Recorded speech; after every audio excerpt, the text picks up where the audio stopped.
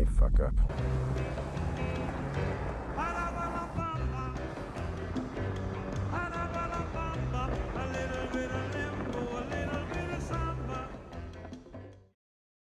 In 1947, the Muroc Army Airfield in California has test pilots fly high-speed aircraft such as the rocket-powered Bell X-1, but they die as a result. After another pilot, Slick Goodlin, demands $150,000 to attempt to break the sound barrier, war hero Captain Chuck Yeager receives the chance to fly the X-1. While on a horseback ride with his wife Glennis, Yeager collides with a tree branch and breaks his ribs, which inhibits him from leaning over and locking the door to the X-1. Worried that he might not fly the mission, Yeager confides in friend and fellow pilot Jack Ridley. Ridley cuts off part of a broomstick and tells Yeager to use it as a lever to help seal the hatch to the X-1, and Yeager becomes the first person to fly at supersonic speed.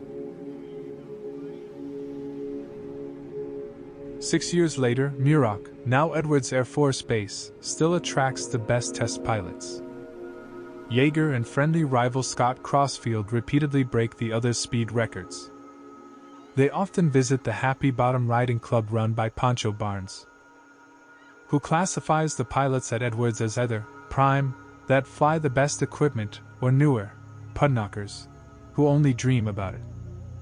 Gordon, Gordo, Cooper, Virgil, Gus, Grissom and Donald Deke Slayton, captains of the United States Air Force, are among the pudknockers, who hope to also prove that they have the right stuff. The tests are no longer secret, as the military soon recognizes that it needs good publicity for funding, and with no bucks, no Buck Rogers. Cooper's wife, Trudy, and other wives are afraid of becoming widows, but cannot change their husbands' ambitions and desire for success and fame. In 1957, the launch of the Russian Sputnik satellite alarms the United States government. Politicians such as Senator Lyndon B. Johnson and military leaders demand that NASA help America defeat the Russians in the new space race. The search for the first Americans in space excludes Yeager because he lacks a college degree.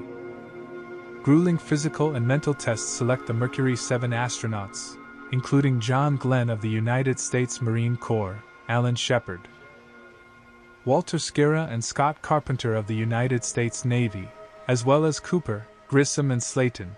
They immediately become national heroes. Although many early NASA rockets explode during launch, the ambitious astronauts all hope to be the first in space as part of Project Mercury.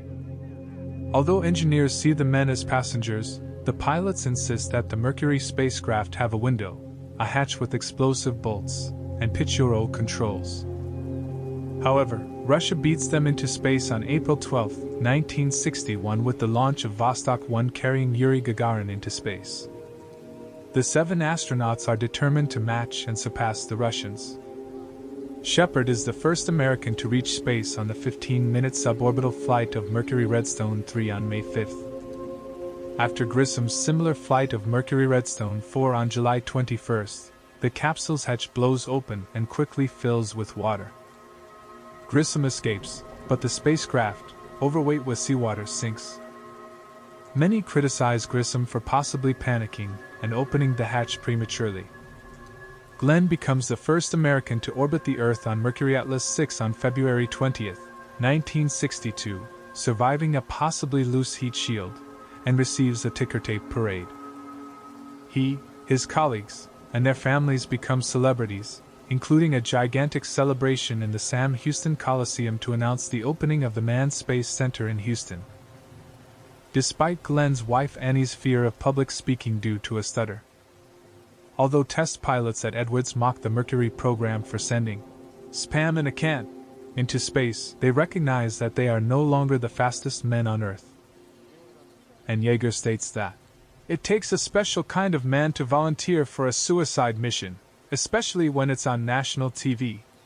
While testing the new Lockheed NF-104A, Yeager attempts to set a new altitude record at the edge of space, but is nearly killed in a high-speed ejection when his engine fails. Though seriously burned, after reaching the ground, Yeager gathers up his parachute and walks to the ambulance, proving that he still has the right stuff.